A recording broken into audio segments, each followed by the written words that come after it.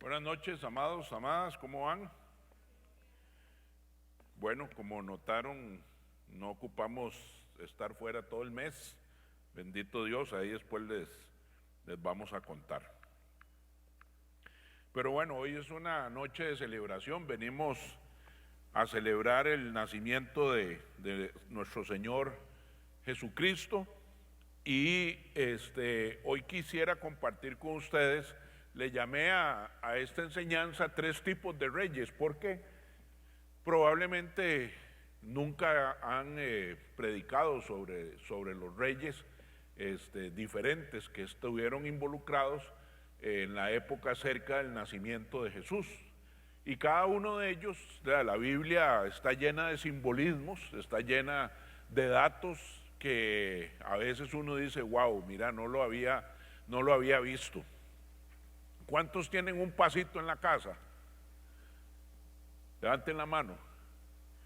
Bueno, hoy vamos a ver si modificamos ese pasito, porque vamos a aprender, ¿verdad?, de algunas cosas que el pasito representa y que probablemente usted las va a aprender hoy por primera vez. Y yo no tengo nada contra los pasitos, también tengo en la casa, tengo uno así que es miniatura, hay que verlo con lupa, ¿verdad?, y otro que de gente que nos ha regalado a lo largo de los años y que guardamos con muchísimo cariño. Hay 3 tipos de reyes en las historias del nacimiento de Jesús, o en los relatos, más bien, más que historias, en los relatos del nacimiento de Jesús, que nos dan alguna información que es importante que nosotros las tomemos. Las tomemos, ¿por qué? Porque hay principios del reino que están involucrados en el nacimiento de Jesús. Ustedes se podrán imaginar a Dios, ¿verdad? Él no envió a Jesús de X manera sin ningún propósito. O sea, Dios todo lo planeó de una manera tan perfecta, ¿verdad?, que pudiéramos nosotros entender y escudriñar cómo es que, que el plan de Dios empezó a ejecutarse desde el inicio de la humanidad, ya en su corazón. Dios nunca ha aplicado un plan B, no hay un plan B en la Biblia, solo hay un plan y ese plan es perfecto. Vamos a ir a Mateo capítulo 2. Vamos a ver.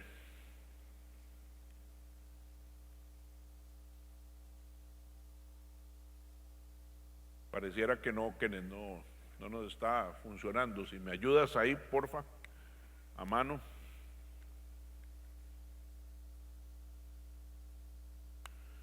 Yo creo que es la...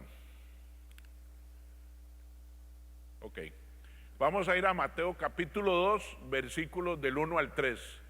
Vean qué interesante, porque ahí es donde empieza un dato importante. Dice, después de que Jesús nació.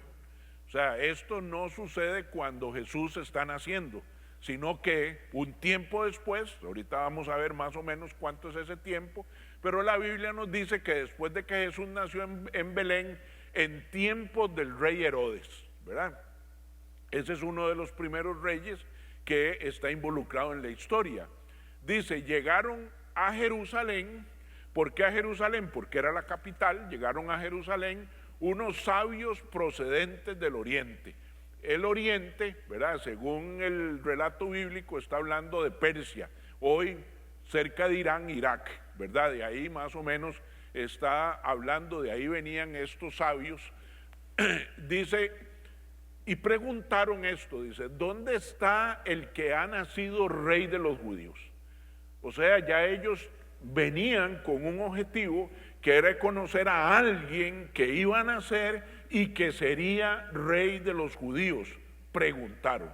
Y esto es muy importante, la palabra preguntaron, porque ellos vienen con una pregunta, van al pueblo de Dios, al lugar donde vive el pueblo de Dios, a hacerles la pregunta, que probablemente hasta ellos ya se les había olvidado o ni siquiera sabían. Dice, vimos levantarse su estrella y hemos venido a adorarlo. Cuando lo oyó el rey Herodes, se turbó y toda Jerusalén con él. O sea, aquí sucedió algo muy interesante porque unos hombres que vienen de Oriente, que no sabemos cuántos son, ¿verdad?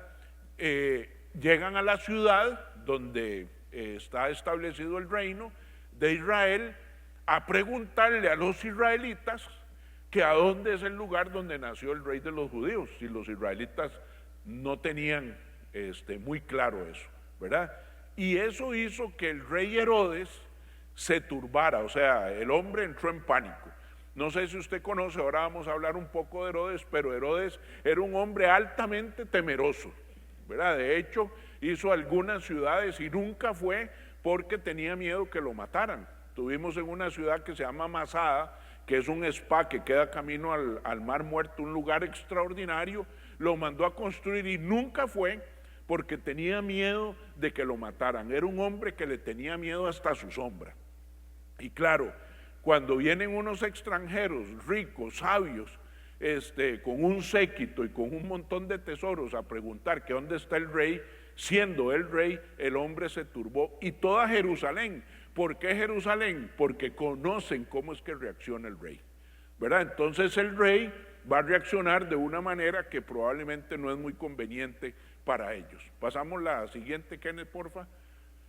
Y luego saltamos unos versículos que luego vamos a regresar, pero en el versículo dice, ellos está hablando de los sabios, habiendo oído al rey, se fueron, y he aquí la estrella que habían visto en el oriente iba delante de ellos, hasta que llegando se detuvo sobre donde estaba el niño. Esto es muy importante también que veamos de que habla de un niño, no habla de un bebé, ¿verdad? Porque cuando se nace se es bebé, conforme se va creciendo pasamos a ser niños. Entonces la Biblia en estos versículos de Mateo capítulo 2 menciona 9 veces en 7 versículos la palabra niño. Y al ver la estrella se regocijaron con muy grande gozo. Bueno, una cosa importante es que los sabios no estuvieron en el pesebre. O sea, si el pasito suyo tiene a los Reyes Magos, sáquelos, porque ellos nunca estuvieron ahí, ¿verdad? Le voy a contar por qué. Resulta que cuando Jesús nace es cuando ellos ven la estrella. Y ellos viniendo desde Persia hasta Jerusalén, el recorrido son más o menos unos 1.700 kilómetros. Y esos 1.700 kilómetros les va a tardar entre 6 y 9 meses en llegar a Jerusalén. O sea, desde que ellos vieron la estrella hasta el momento que llegan a Jerusalén, han pasado entre 6 y 9 meses de que ya Jesús había nacido, ¿verdad? Y entonces, esto es importante porque ellos también, así como viajaron 9 meses para llegar, tienen que viajar 9 meses para regresar. Jesús entonces tenía entre 1 año y 2 años cuando sucede esto de los hombres sabios que llegaron a buscarlo. O sea, Jesús ya no era un bebé, Jesús era un niño, ¿verdad? Y ellos vienen a adorarlos, ¿verdad? Cuando se refiere a ellos, la Biblia en el griego habla la palabra magus, que son magos, pero no son magos de esos de sombrero, ¿verdad? Son hombres estudiosos que estudiaban las estrellas y ellos aprendieron esto de los babilonios, ¿verdad? Recuerden en el libro de Daniel que había magos, hechiceros, agoreros, porque era gente que creía mucho en la superstición, ¿verdad? Y entonces estos hombres que llegaron eran hombres muy ricos, muy inteligentes, muy sabios y muy estudiosos. Eran unos hombres especiales.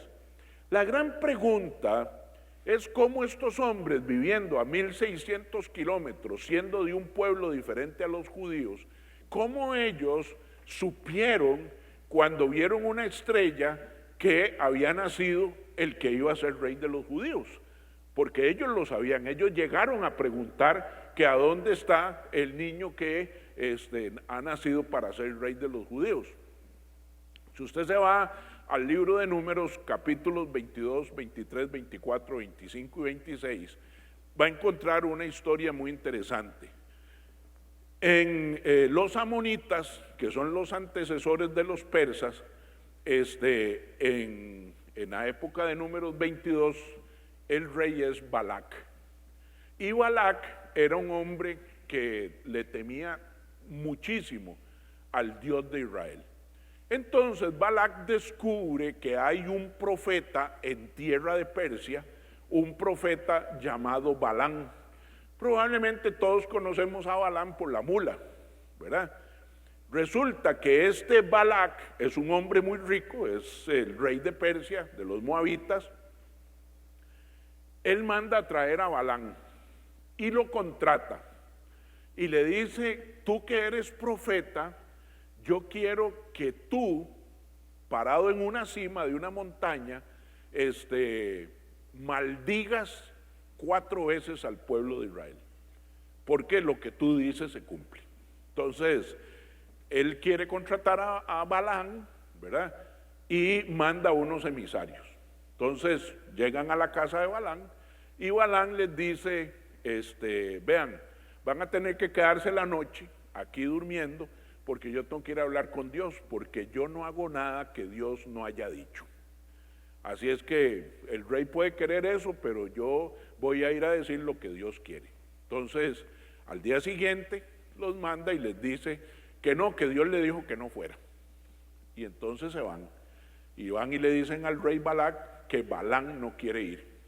Entonces, otra vez él manda emisarios con más regalos, con más dinero, y le dice que tienen que ir a visitar al rey. Le dice: van a tener que dormir porque yo tengo que hablar con Dios en la noche. Y otra vez, y esta vez Dios le dice que vaya.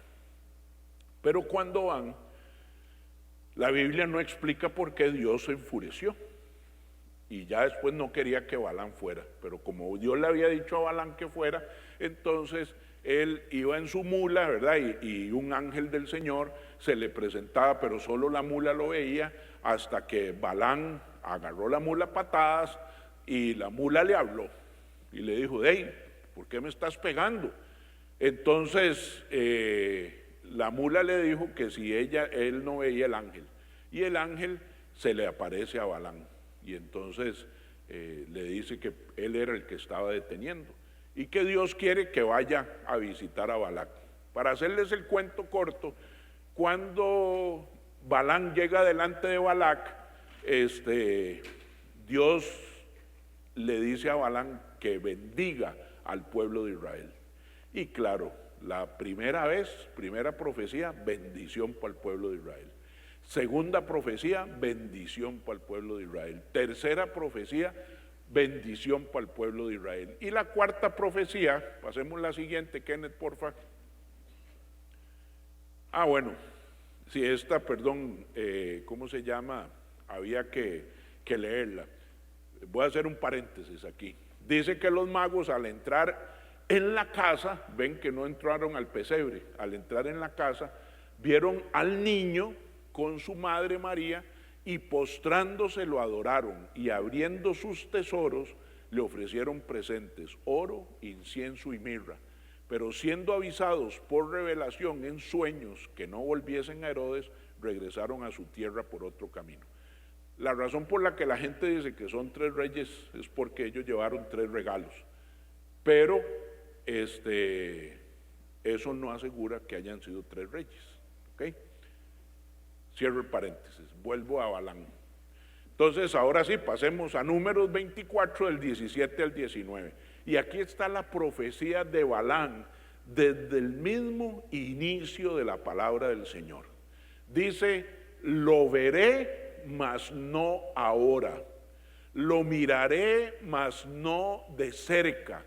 Saldrá estrella de Jacob y se levantará cetro de Israel. Cetro es de un rey, ¿verdad?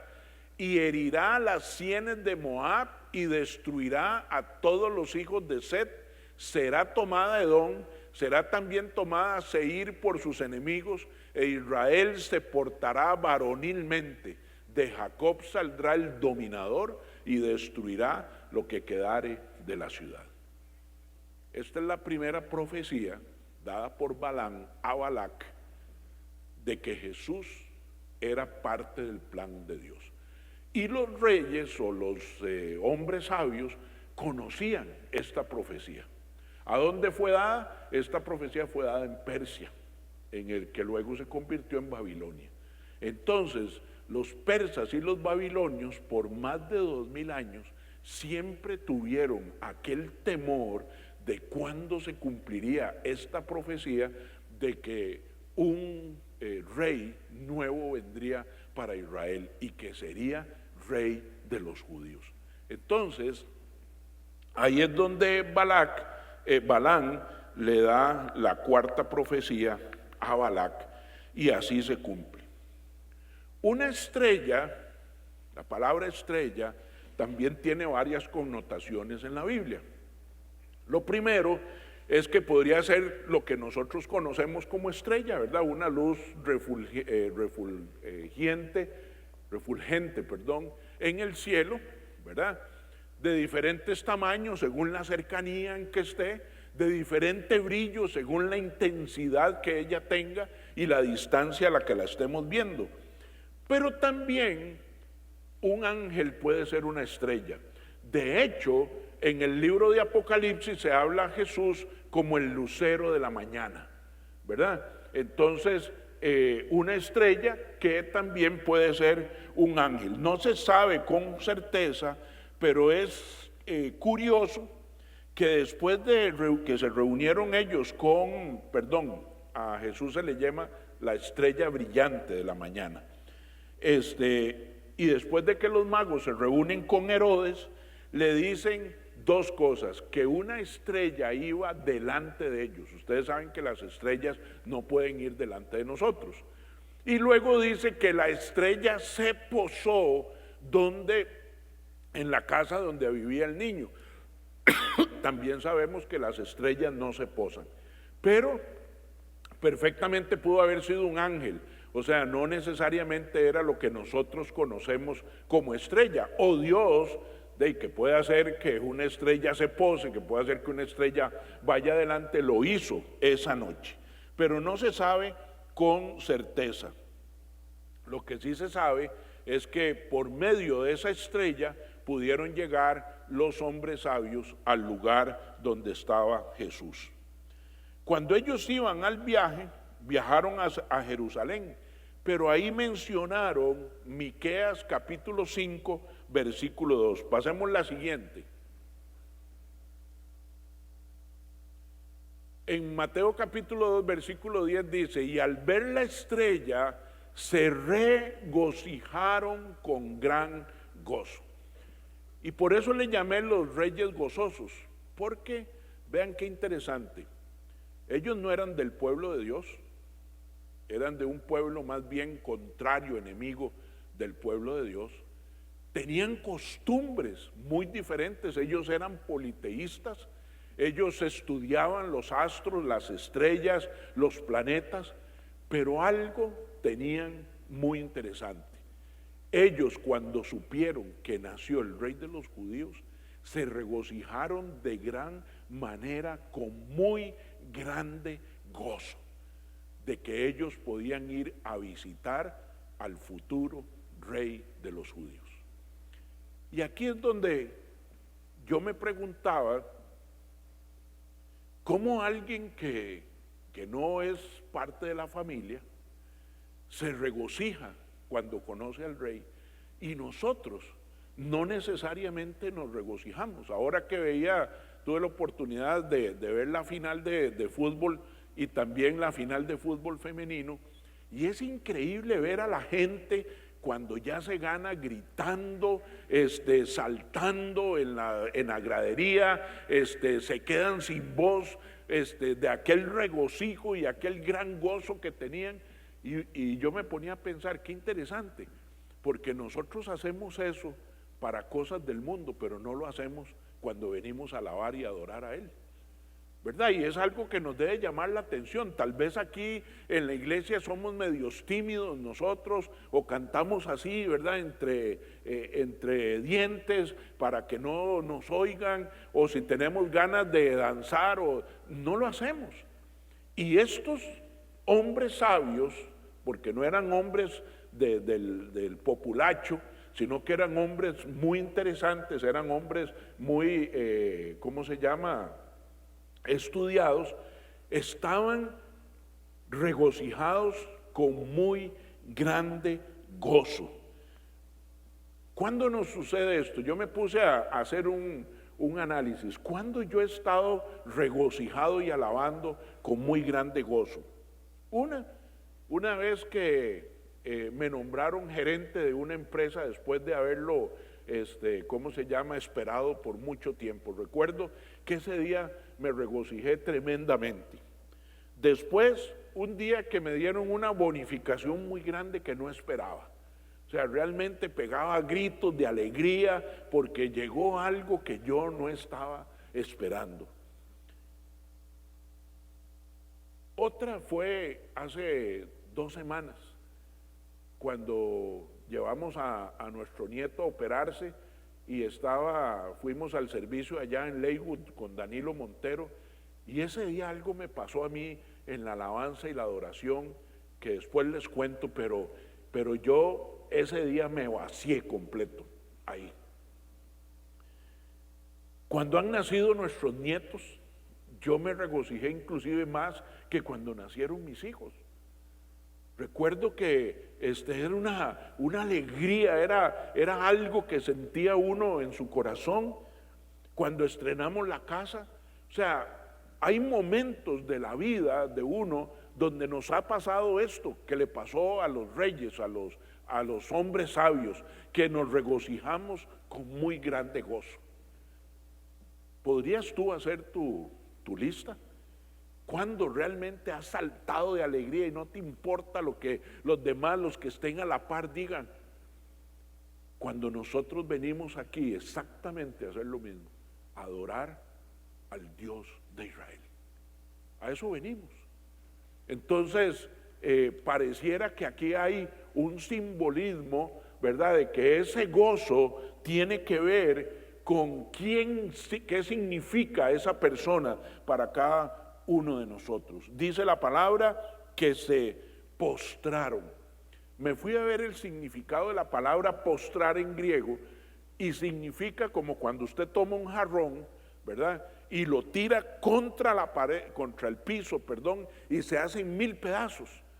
Eso fue lo que hicieron, no fue que se agacharon y se arrodillaron, sino que cayeron postrados ahí, hechos 1000 pedazos ellos, ¿verdad?, adorando al niño, porque sabían que algo muy grande venía para la humanidad.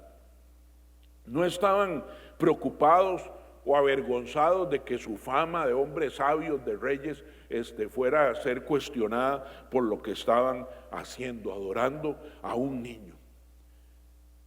Y yo puedo ver aquí 2 llaves que los hicieron a ellos gozosos. Uno es adorar de esa manera exuberante en que la hicieron, ¿verdad?, llenos de un gran gozo, postrados ahí, hecho añicos en el piso, adorando a un niño. Y la otra es que dieron extravagantemente. Les cuento, pasemos la siguiente, Kenneth, porfa. Aquí está. Dice, y al entrar en la casa, vieron al niño y postrándose le adoraron, y abriendo sus tesoros. Vean qué interesante. Los historiadores que han estudiado a estos hombres sabios, ellos tenían que venir 9 meses, venían en una caravana, viajando por el desierto, por ciudades de donde habían enemigos. O sea, también traían sus guardaespaldas, también traían su pequeño ejército, pero además traían un tesorero. El tesorero lo que hacía era planificar los gastos, porque en 9 meses tienen que vivir, pasar por diferentes lugares, comprar cosas, sustituir otras que se les habían agotado y luego regresar. Entonces, dice la palabra que abrieron sus tesoros. Otra versión dice que abrieron sus cofres. O sea, ellos entregaron la riqueza que traían y entregaron oro, incienso y mirra, que eran 3 elementos que realmente tenían un tremendo valor.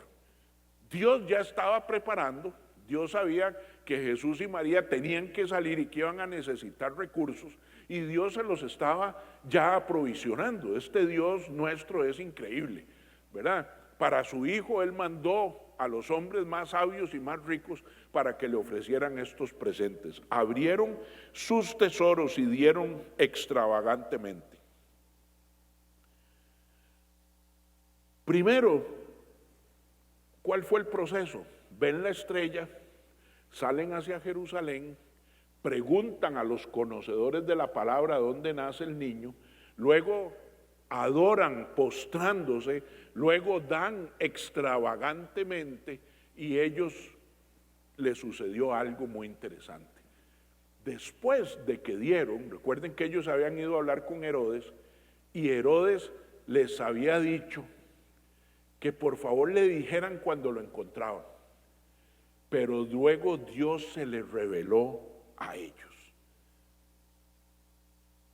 Cuando tú quieras tener este gozo, el gozo de la salvación, del que habla la Biblia, la paz que sobrepasa todo entendimiento, nosotros tenemos que pasar por este proceso. Aquí hay un simbolismo: adorar, postrarnos, dar extravagantemente, y luego vamos a recibir revelación. Exactamente lo mismo que le pasó a hombres que no conocían, solo habían oído de que iba a nacer el rey de Israel. El segundo rey que vemos es el rey celoso. Aquí estamos hablando del rey Herodes. En la Biblia hay 7 Herodes, ¿verdad? No todos los Herodes hablan del mismo. Sí, todos tienen el mismo origen. El primero se llamaba Herodes el Grande, y es del que habla la Biblia en este momento. Herodes el Grande, cuando vio que los magos no llegaron a decirle a dónde había nacido el niño, porque él quería, según él, ir a adorarlo, lo cual era mentira, Herodes el Grande mandó a matar a todos los niños que tuvieran entre 0 y 2 años, en Belén y alrededores, dice la palabra. Cuando él da esa orden de que mande a matar a los niños, él inmediatamente se enferma, lo ataca una enfermedad, y 5 días después muere. No sé si usted sabía eso. Resulta que en los 5 días de enfermedad, él manda a matar a su hijo, al sucesor, porque él no podía resistir que su hijo, ¿verdad?, tomara el control de lo que él dominaba. Y la razón era una muy interesante. Él se llamaba Herodes el Grande porque él mismo se puso Herodes el Grande, y la gente llamaba a su hijo Herodes el más grande. Él no podía aceptar que muriendo él, el que le sucediera se llamara Herodes el más grande, ¿verdad? Entonces mandó a matar a su hijo, y al 5.º día murió. Entonces, solo para que ustedes vean el corazón de este hombre, era despiadado, egoísta, era un hombre muy visionario. Por ejemplo, él construyó Cesarea de Filipo en honor a César. ¿Por qué? Porque él quería quedar bien con César. Recuerde que él quería quedar bien con los romanos y con los judíos. Construyó Masada, que es ese spa que les digo que está cerca del Mar Muerto, que nunca fue, pero es una ciudad espectacular. Ahora usted sube en unos funiculares hasta Masada, y probablemente usted no sepa esto. Construyó el Muro de los Lamentos. ¿Sabe por qué construyó el Muro de los Lamentos? No para que fuera, le llaman The Wailing Wall, sino que él construyó el Muro de los Lamentos para impedir que los judíos pudieran entrar al templo que estaba sin reconstruirse. Entonces, como los judíos no podían pasar de ahí, ahí oraban. Entonces se convirtió esa pared en el Muro de los Lamentos. Y él, que no era ningún tonto, inmediatamente empezó a hacer, propaganda de que precisamente para eso lo había hecho, para que los judíos oraran. O sea, era un hombre muy inteligente, manipulador, despiadado, era un gran ingeniero, tenía una visión grandísima sobre sus construcciones. Se casó con una mujer judía que se llamaba Miriam. Miriam significa María, pero él también la mandó a matar. Y mandó a matar a todas sus mujeres, a todas. Pero lo más simpático de Herodes era que Herodes, después de que las mataba, lloraba arrepentido. Vean qué desgraciado. ¿Ya para qué? Ya las había matado. Ese era el tipo de hombre que gobernaba cuando Jesús nació. No quiso nunca ceder el poder ni el control. Dicen los historiadores que una noche en una cena, dos de sus servidores, comentando sobre la comida en voz baja para no interrumpirlo a él, lo enfureció porque dijo que estaban hablando de él, y ahí mismo, delante de todos en la cena, los mandó a guindar, a ahorcarlos. Era un hombre que tenía miedo de todo, y lo único que hacía con el poder era matar a aquellos o quitarse todos los estorbos. Y uno de los estorbos era Jesús. Él quería matar a aquel que habían llamado Rey de los Judíos, precisamente porque el pueblo llamaba Rey de los Judíos y él no podía aceptar eso. Quiero decirte algo, si hay algo que va a atacar el gozo de tu vida, es la envidia y son los celos. Es querer tener control de las cosas. Mis amados, nosotros somos demasiado frágiles. Nosotros no podemos controlar nada. Mire, si a usted le doliera ahorita la uña del dedo gordo, sencillo como eso, usted no le puede dar una orden que no le duela. Ahí seguirá doliendo hasta que alguien intervenga. Nosotros somos muy dados a perder el gozo que Dios nos ha traído, el gozo de la salvación, porque seguimos queriendo estar en control de todas las cosas. Y esto, así como hay un espíritu de Herodes que muchas veces nos ataca. Queremos manipular, queremos controlar todo, queremos estar precisamente al control de todas las cosas. Y eso te va a hacer perder el gozo. El simbolismo de la Biblia con respecto a estos reyes es que si usted adora, se postra, da extravagantemente y recibe revelación de Dios, usted tendrá gozo siempre. Pero si usted quiere controlar, manipular y quitar todo lo que le estorbe, usted perderá el gozo toda su vida. Y el tercer rey, probablemente usted ya se imagina. Pasemos la siguiente, Kenneth, es el rey justo. Y este es Jesús. No sé si usted sabía, esto fue muy interesante que lo haya encontrado investigando esto. Antes del radio, las comunicaciones entre los seres humanos, lo más avanzado que habían logrado era a través de una clave que se llamaba la clave Morse, que era de puntos y espacios, ¿verdad? Entonces había unos aparatos, ¿verdad?, que sonaban bip, bip, bip, bip, bip, y según el sonido, así se traducía en una clave, la clave Morse. Pero la ciencia siguió estudiando y estudiando, y por primera vez en el año 1906, un 22 de diciembre, la primera transmisión de radio existió entre un puerto en Boston y un barco, que fue por radio. O sea, por primera vez, en lugar de oír bip, bip, bip, bip, oyeron la voz de alguien al otro lado. Y la primera cosa que se transmitió por radio es la historia que quiero que veamos, que está en Lucas capítulo 2, versículos del 8 al 14. Estas fueron las primeras palabras que salieron por un parlante en la primera transmisión de radio que se dio. Y es cuando se anuncia el nacimiento del Rey justo. Vamos a ver. Dice, había pastores en la misma región que velaban y guardaban las vigilias de la noche sobre su rebaño. Y he aquí se les presentó un ángel del Señor, y la gloria del Señor los rodeó de resplandor, y tuvieron gran temor.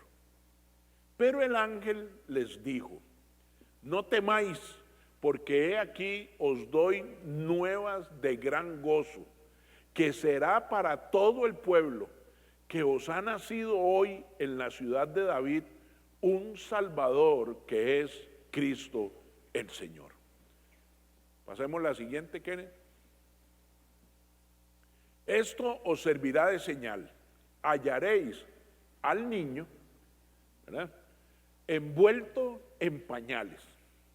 Eso suena muy romántico, suena muy lindo. Seguro usted se lo está imaginando en unos Huggies, ¿verdad? O en unos, ¿cómo se llama? ¿Cuál es la otra marca? Pampers, ¿verdad? Pero ahorita vamos a ver. Eso es un dato espectacular. Envuelto en pañales, acostado en un pesebre. ¿Cuántos tienen pesebre en la casa? ¿Y cómo es? Es una cunita con pajita, ¿verdad? Y ahora una señora le hace un colchoncito y ¿cómo se llama? Y cobijita y almohaditas y todo. Ya vamos a ver qué significa pesebre, ¿ok? Y repentinamente apareció con el ángel una multitud de las huestes celestiales. Quiero decirles que aprendí que la palabra huestes no es solamente porque se usa en Efesios, donde dice que nuestra lucha no es contra carne, sino principados, huestes. Las huestes son una organización de ángeles, una jerarquía de ángeles, ¿verdad? Y dice que ese día aparecieron esas huestes celestiales que alababan a Dios y decían, gloria a Dios en las alturas y en la tierra paz, buena voluntad para con los hombres. ¿Ok? Ese es el nacimiento. Esa fue la primera transmisión de radio del nacimiento de nuestro Rey justo. Quiero enseñarles el contraste del espíritu de Herodes, que todo lo quiere controlar, todo tiene que estar bajo su dominio. Y pasaremos, como vimos, angustiados, y eso es lo que queremos hacer, y nunca lograremos estar en paz. Pero lo contrario es lo siguiente. Número uno, el creador, el sustentador del universo, el omnipotente, el todopoderoso, el omnisciente, Dios de todas las cosas, Rey de reyes y Señor de señores, vino a la tierra como un indefenso y vulnerable bebé.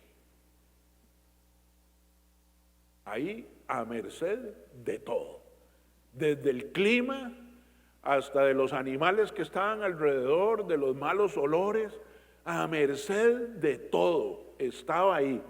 El sustentador del universo, el Rey de reyes, vino no a controlar nada, más bien vino mostrándose de una manera tremendamente vulnerable.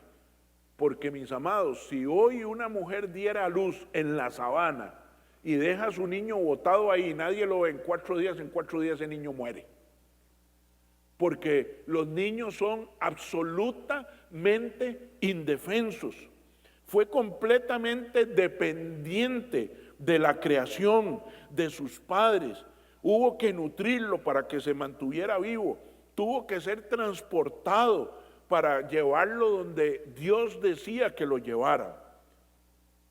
Él se despojó de todo control. Jesús se dio todo.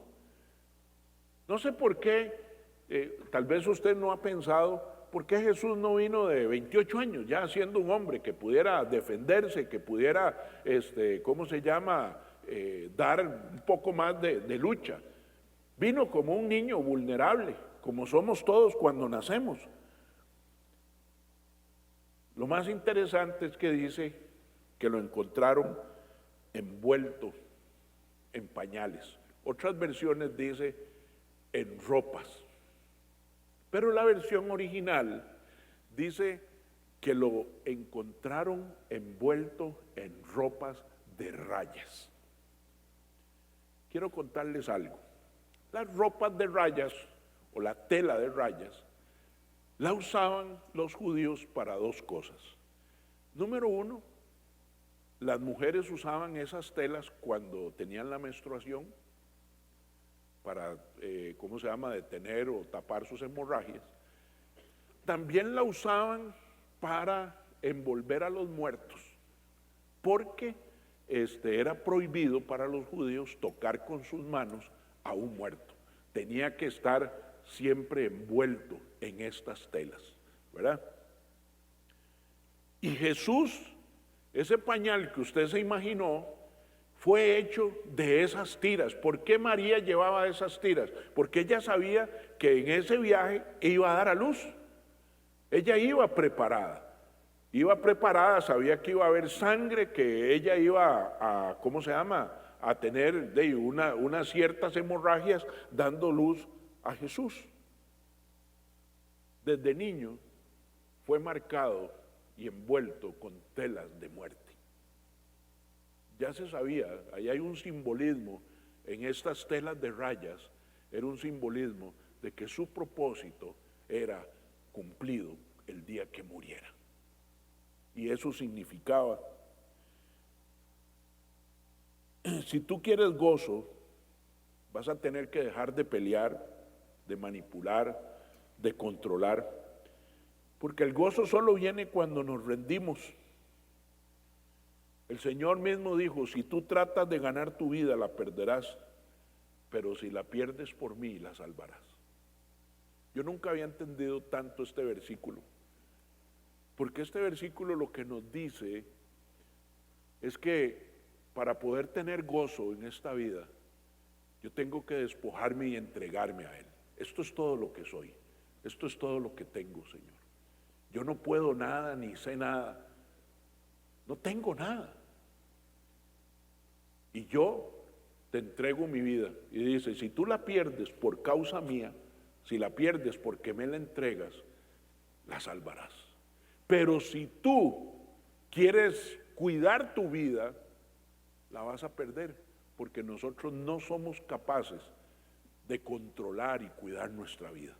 Necesitamos de su fuerza y de su poder. La otra palabra que aparece ahí es pesebre. El pesebre, para los gringos es muy fácil entenderlo, pues se llama trough feed, que es la canoa donde comen los animales. Mis amados, Jesús no nació en una cama, Jesús no nació en una, ¿cómo se llama?, en una cosita de paja destinada para poner a los bebés. Se acondicionó una canoa donde comían los animales. Fue ahí donde nació. Sin lujos, sin absolutamente nada. Él se despojó a sí mismo. Siendo hijo de Dios, se despojó de esa divinidad para venir a nacer vulnerable, con unos pañales de rayas y en una canoa de alimentación de animales. Desde su nacimiento fue envuelto en telas de muerte. Vino con un propósito. Tenía que entregar su vida por nosotros. Y ese es nuestro propósito. Entregar nuestra vida a Él para poder salvar la nuestra. Y cuando le entregamos a Él, le entregamos el control de todo. De nuestro trabajo, de nuestras finanzas, de nuestra salud, de nuestra vida, de nuestro levantar, de nuestro acostar, de nuestro alimentar, de nuestro vestir. A eso vinimos. Vinimos a decirle, aquí estoy, tómame como estoy, como soy, con lo que tengo. Pero ¿cómo echamos a perder nuestra vida cuando queremos tener control de cosas que nunca tendremos control? Perdemos nuestra vida, nuestro gozo.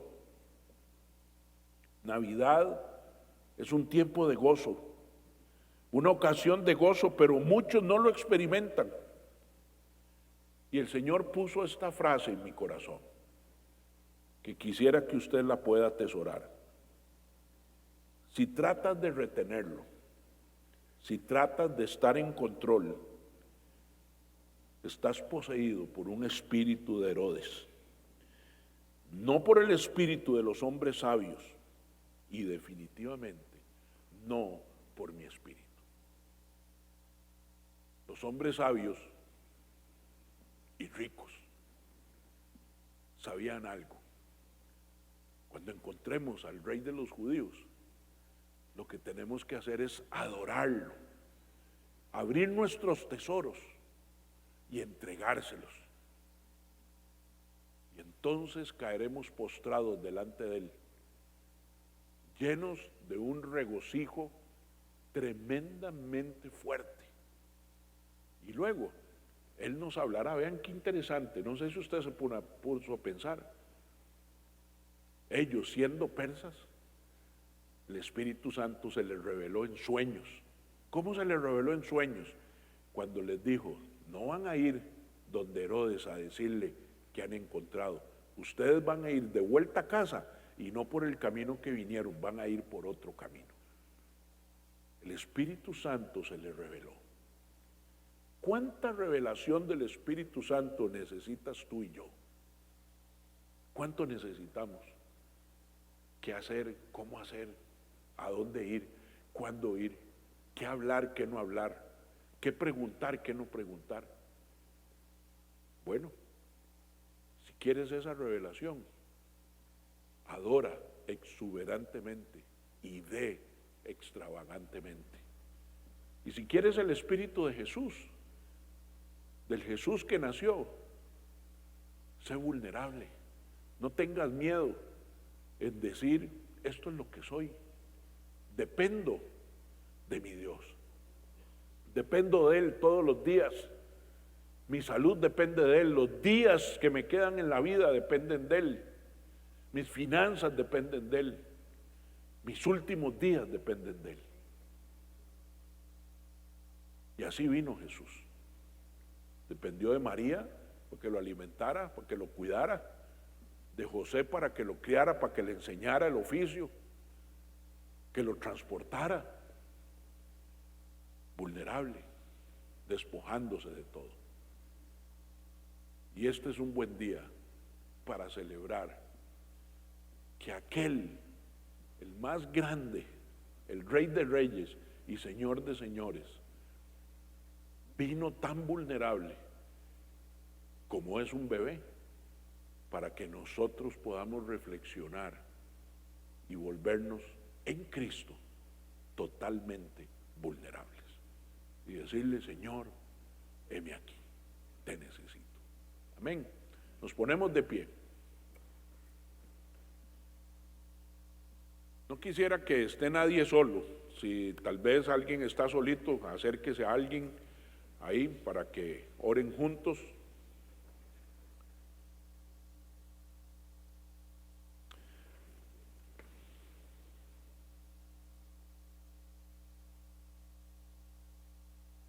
Ojalá nadie esté solo. Abrace ahí respetuosamente a la persona que está a la par suya y vamos a poner esta oración en manos de nuestro Padre. Amado Dios, bendito sea tu nombre en esta noche, Señor. Hoy venimos delante de ti, Señor, con un corazón dispuesto a celebrar, Señor, el nacimiento de ti, un Rey justo, Señor. A eso vinimos. Pero hoy, Señor, tú nos has abierto los ojos.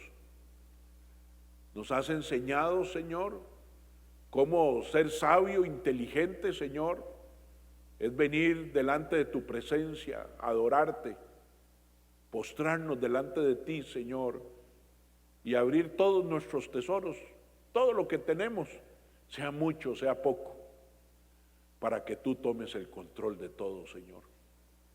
Necesitamos de tu revelación. Padre, llévate de nosotros cualquier espíritu herodiano, Señor, que haya venido a querer posicionarse en nosotros, porque queremos tener control de las personas, de nuestros hijos, del negocio, Señor, de las finanzas, cuando en realidad, Señor, lo que necesitamos es entregarte todo a ti, Señor. Ayúdanos, Señor, a ser vulnerables, a poder ser, Señor, débiles, dependientes de ti, Señor, porque como dice tu palabra, ¿a dónde iremos si no a ti, Señor? Solo tú tienes palabras de vida eterna, Señor. Padre, hoy renunciamos a controlar cualquier cosa, y en el nombre de Jesús, tanto yo como mi familia, Señor, queremos ser inundados de tu Espíritu Santo, Señor. Aquel Espíritu que se deja moldear, aquel Espíritu, Señor, que se deja guiar, que oye el consejo, Señor, que sabe, Señor, que tú, siendo el más grande, viniste y entregaste el control de todo, hasta que un día pudiste con la frente en alto decirle a tu Padre, consumado es. Señor, que nada nos desvíe del propósito para el cual tú nos trajiste, que no sea la vanagloria de los ojos, ni la vanagloria del alma, ni los deseos de la carne los que guíen nuestra vida, sino el propósito para el cual tú nos trajiste, a morir a nosotros mismos, Señor, para que tú crezcas en cada uno de nosotros. Señor, hoy tenemos dos estrellas que nos guían hacia ti, tu palabra y tu Espíritu Santo. Ayúdanos a seguirlas, a que vayan delante de nosotros, Señor, y que se detengan en el lugar donde tu presencia está, porque donde está tu presencia, Señor, todo dolor, toda angustia, todo pesar, toda lágrima se acaba, Señor. Hoy celebramos tu día. Te pido que nos lleves con bien a casa, Señor, que nos cuides y que sea un tiempo, Señor, de compartir, de risas, de alegría, de festejo, porque tú, Señor, pagaste el precio de eso que hoy vamos a ir a celebrar.